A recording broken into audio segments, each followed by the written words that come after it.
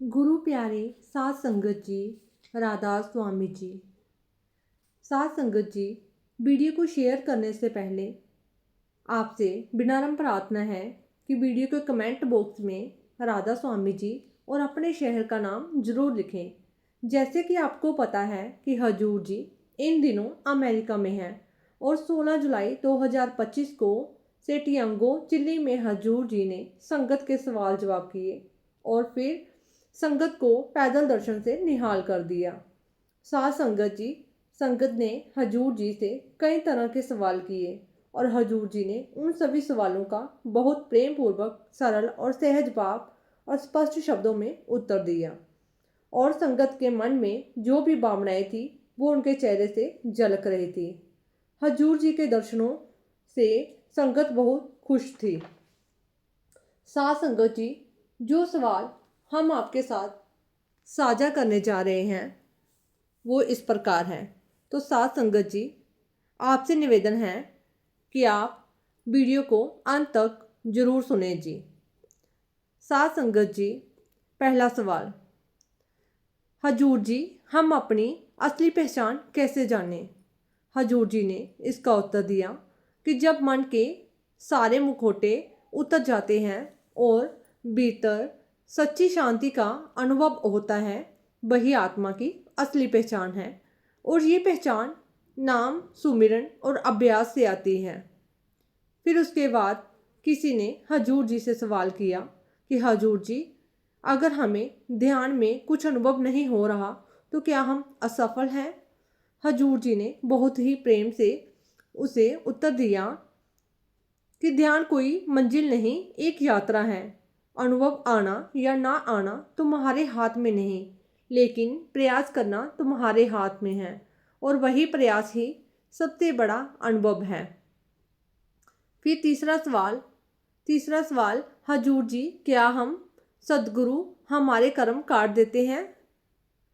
हजूर जी ने बहुत ही सहज भाव से और प्यार भरे शब्दों में उत्तर दिया कि सदगुरु हमें नाम देते हैं जो आत्मा की ढाल बनता है, लेकिन कर्मों से मुक्ति तभी मिलेगी जब हम सच्चे दिल से प्रयास करेंगे। सतगुरु रास्ता दिखाते हैं और मंजिल तक ले जाते हैं, लेकिन चलना हमें ही पड़ता है। फिर अगला सवाल, जब मन बहुत व्यवस्थित हो और टूटने लगे तब क्या करें? हजूर जी ने इसका उत्तर देते हुए कहा कि जब मन का तूफान उठे तो नाम ही एकमात्र किनारा है। बैठ जाओ, सुमरन करो और मन भटकेगा, लेकिन एक दिन वो हार मान ही जाएगा। फिर अगला सवाल, हजूर जी क्या आप हमें तब भी देखते हो जब हम गलत रास्ते पर हो? हजूर जी ने बहुत ही स्पष्ट शब्दों में उत्तर दिया कि हाँ बेटा, शायद तब और भी ज़्यादा जब बच्चा गिरता है, तब माँ उसे छोड़ती नहीं और गुरु तो उससे भी बढ़कर होता है।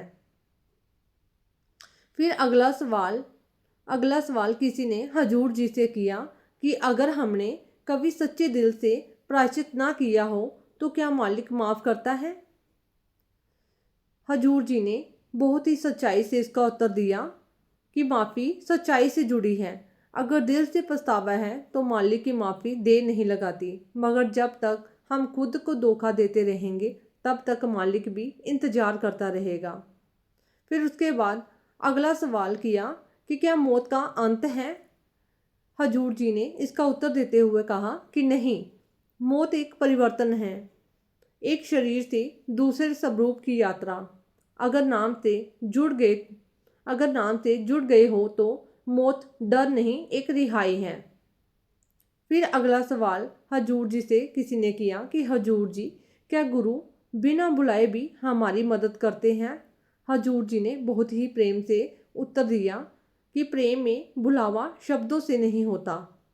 अगर तुम्हारा दिल रोता है तो गुरु जरूर सुनते हैं, भले ही तुमने कुछ ना कहा हो।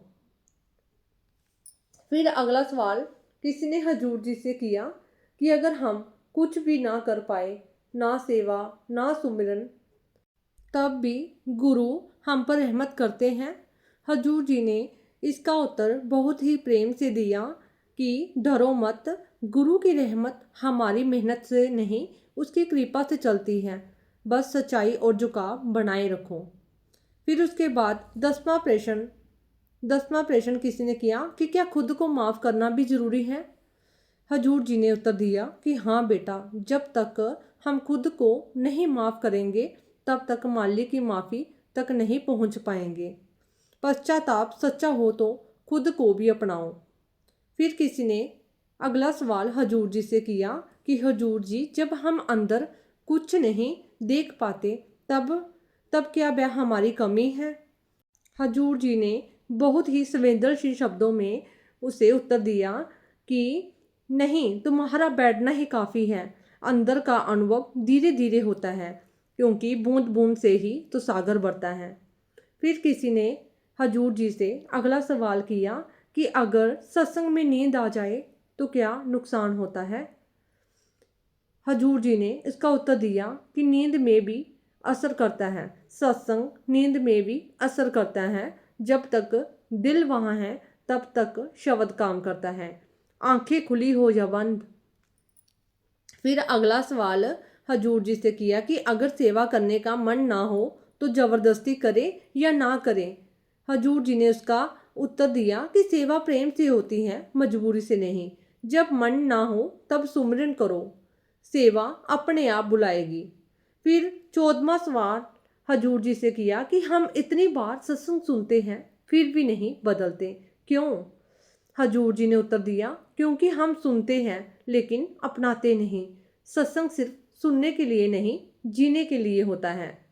फिर अगला सवाल किसी ने हजूर जी से किया कि हजूर जी, क्या आपको हम सबकी पुकार सुनाई देती है। हजूर जी ने बहुत ही प्यार से उसे उत्तर दिया कि मालिक मालिक की कृपा है, बेटा हर पुकार सुनाई देती है। तुम उसे पुकारो और वो रास्ता बना देगा।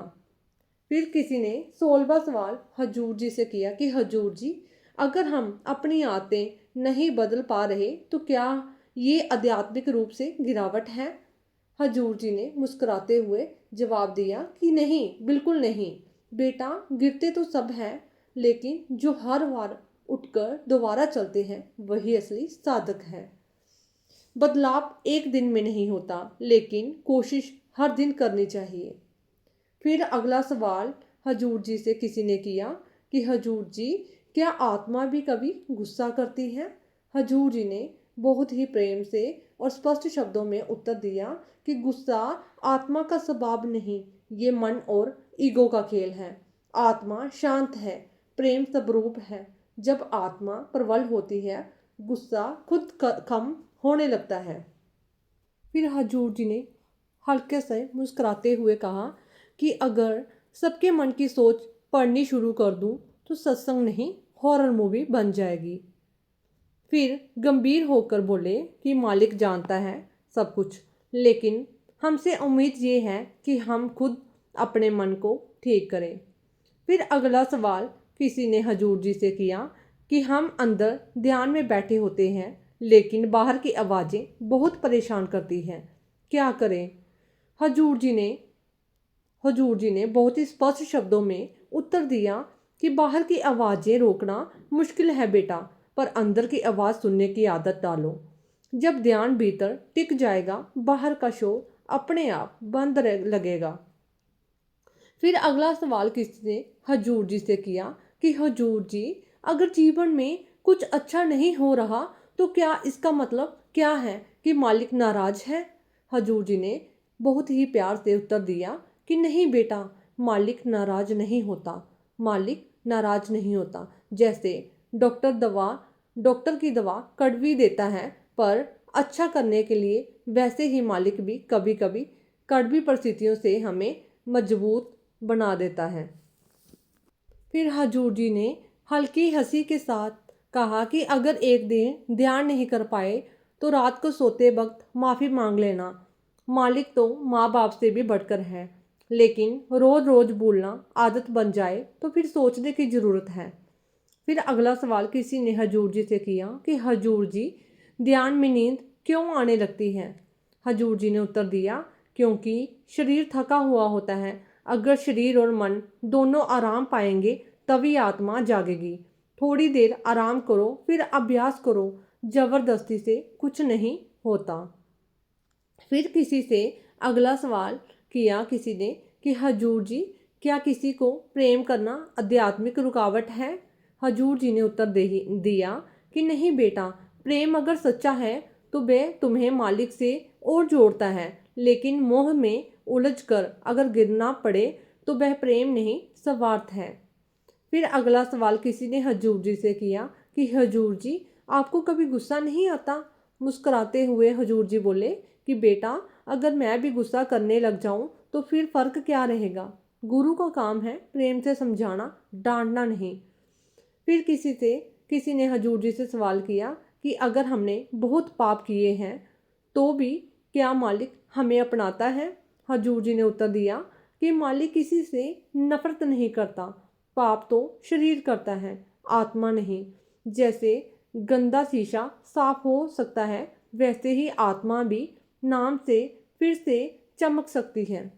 फिर किसी ने हजूर जी से सवाल किया कि हजूर जी, जब लोग हमारा मजाक उड़ाते हैं कि हम ध्यान करते हैं तो कैसे सहे?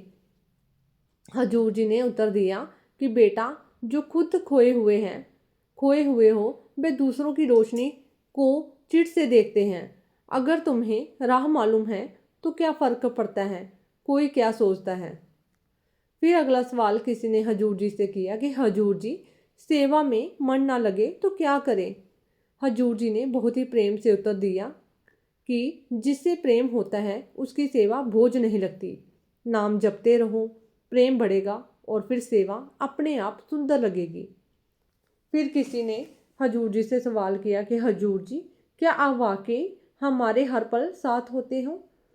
हजूर जी ने उत्तर दिया कि तुम्हारी सांसें चल रही हैं, इसका मतलब मालिक साथ है।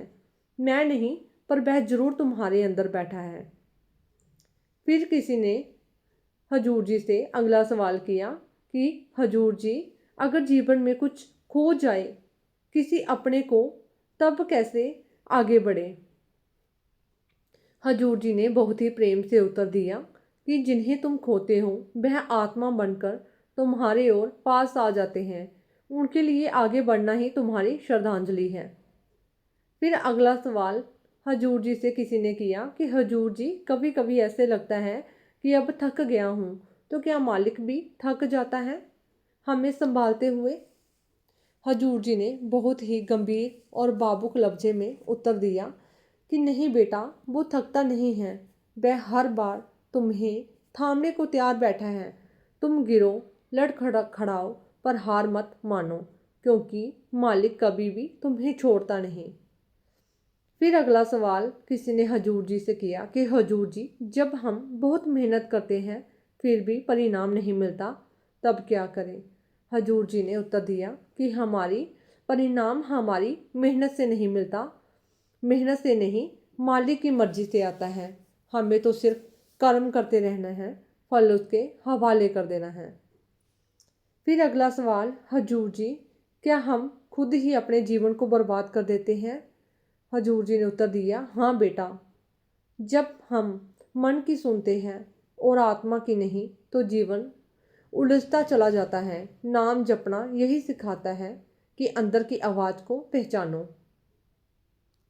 फिर अगला सवाल कि हजूर जी, कभी कभी लगता है कि मालिक हमें भूल गया है, तब क्या करें? हजूर जी ने बहुत ही नरम आवाज़ में और मुस्कान के साथ उत्तर दिया कि बेटा, मालिक कभी नहीं भूलता। भूलना तो हमारी फितरत है। उसका काम साथ देना है, हमारा काम याद रखना है। फिर अगला सवाल किसी ने हजूर जी से किया कि हजूर जी, अगर मेरे सिमरन के शब्द टूटते हैं तो क्या नुकसान है?